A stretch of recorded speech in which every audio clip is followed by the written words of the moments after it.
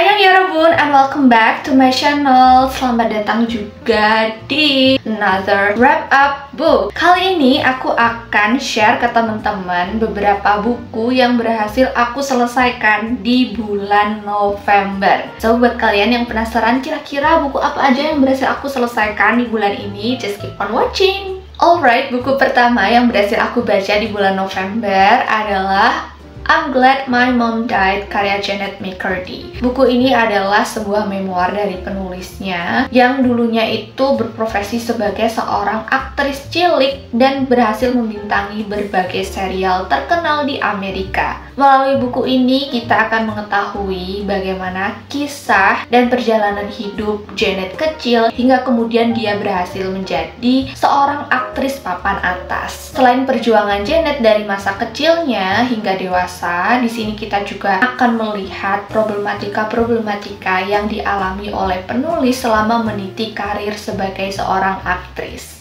Aku suka banget dengan buku memoir satu ini karena selain kita bisa mendapatkan kisah inspiratif penulisnya, tapi kita juga dibuat nyaman dan enjoy ketika membaca. Karena bahasa di sini itu benar-benar bahasa yang ringan, kemudian jujur, polos, jadi setiap perasaan, pemikiran penulis itu benar-benar tertuang secara gamblang. Dan aku cukup merekomendasikan buku ini buat teman-teman pemula yang baru mau baca buku-buku non-fiksi. Karena pembawaan di buku ini tuh bener-bener fun banget, jadi nggak kerasa kalau teman-teman lagi baca buku non-fiksi. Selanjutnya, buku kedua yang aku baca adalah Filosofi Terasnya Om Henry Manampiring. Tentu teman-teman sudah tidak asing lagi ya dengan buku non-fiksi bestseller satu ini. Karena udah banyak yang baca dan bahas, jadi aku nggak mau panjang lebar untuk jelasin buku ini. Tapi intinya, ketika kita membaca buku ini, kita akan diajak untuk belajar mengelola dan mengatasi emosi negatif agar kita memiliki mental yang tangguh dengan filsafat stoicism.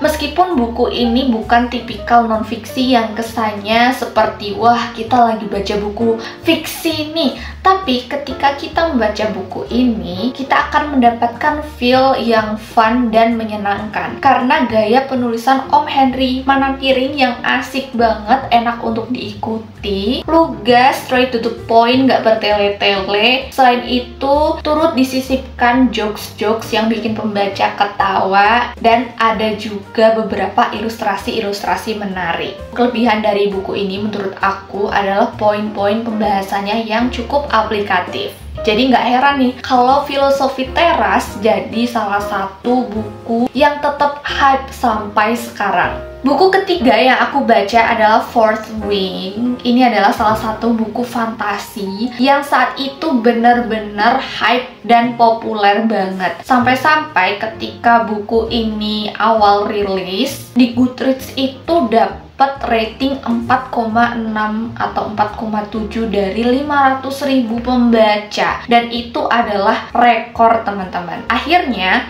setelah aku download aplikasi Libby, aku punya kesempatan nih untuk membaca buku hype satu ini. Nah, buku ini tuh bercerita tentang apa sih? Fourth Wing itu secara garis besar kita akan mengikuti cerita tokoh utamanya bernama Violet Sorrengail. Dia ini tinggal di sebuah negara namanya tuh Navarre. Nah, di sana ada semacam kayak akademi perang gitu. Dan ada beberapa tingkatan hierarki. Hierarki tertingginya itu adalah sebagai pengendali atau pengemudi naga. Sebenarnya Violet ini pengen jadi scribe atau hal-hal yang berkaitan dengan kepenulisan gitu. Tapi ibunya ini mendorong Violet supaya masuk sebagai pengendali atau pengemudi naga. Nah, di sini kita akan mengikuti nih apakah Violet bisa survive di akademi tersebut atau tidak. Buku ini juga merupakan romance fantasy, jadi ada sentuhan unsur romance-nya, dan menurut aku unsur romance di sini bisa dibilang cukup kental ya. But I don't get it why people itu bener-bener nge-hypein bukunya. Karena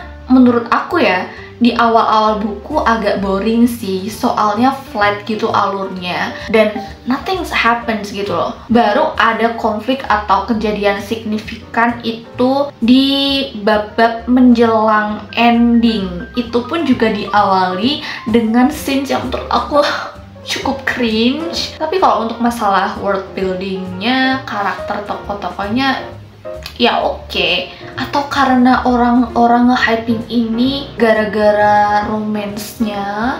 Karena romance di sini ya menurut aku sih cukup bisa bikin orang-orang kepincut sih. Soalnya ini tipe-tipe romance enemies to lovers, dan jujur aku juga suka tipe romance seperti itu. Tapi emang cukup aspek itu doang bikin bukunya se-hype itu gitu kan. I don't know.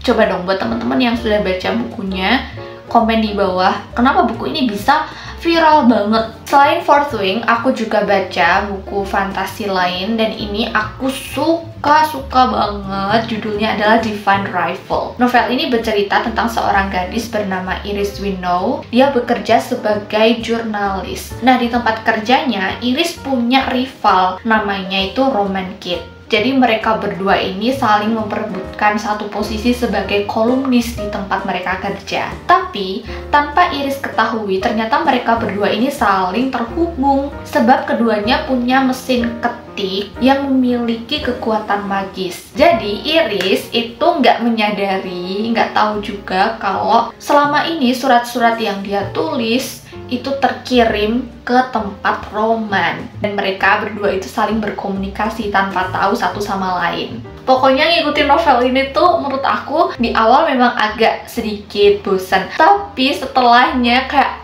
oh my god, ini tuh lucu banget, manis, dan gaya bahasanya juga indah.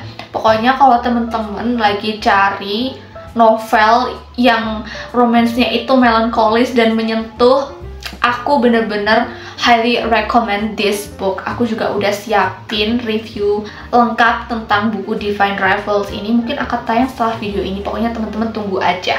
Last but not least, ini aku gabung aja karena satu serial. Jadi aku baca dua buku, The Black Hole Volume 1 dan juga Volume 2 karya Jovan Rizky. Novel ini merupakan novel fantasi, tapi lebih ke fantasy action gitu. Di sini kita akan mengikuti tokoh utamanya bernama Shade Claire dari planet Sanivia yang datang ke bumi dan menyamar sebagai guru di SMA swasta Pancasila. Shade menyamar sebagai guru di SMA tersebut untuk mencari tahu seseorang yang dikatakan bisa menjadi kunci bagi Sanivia dalam menghadapi invasi planet Vigard. Karena orang yang menjadi incaran Shade itu memiliki kekuatan besar sebagai pengendali lubang hitam. Nah, menurut aku novel ini cocok banget buat pemula atau teman-teman yang baru mulai untuk merambah ke genre fantasi ataupun action. Karena bahasa di sini itu ringan dan juga konfliknya nggak yang begitu complicated. Terus alur di sini juga lumayan sat-set dan setiap babnya nggak terlalu panjang, dan itu menurut aku jadi poin plus banget karena bikin proses baca jadi lebih cepat. So ini cocok banget untuk teman-teman pemula. And yep, I think that's all for today's video. Jadi total buku yang berhasil aku selesaikan di bulan November ini adalah 6 buku. Kalian sudah baca buku apa aja? Please komen di bawah. Pokoknya makasih banget buat teman-teman yang sudah nonton videonya sampai habis. Semoga bermanfaat dan bisa menambah referensi bacaan kalian. Kalau teman-teman suka video seperti ini, jangan lupa untuk klik like-nya, subscribe buat yang belum subscribe, nyalain lonceng notifikasinya supaya teman-teman gak ketinggalan video baru dari aku. Kalau teman-teman punya request, feel free aja untuk komen di kolom komen bawah. And I'll see you guys on my next video. Annyeong!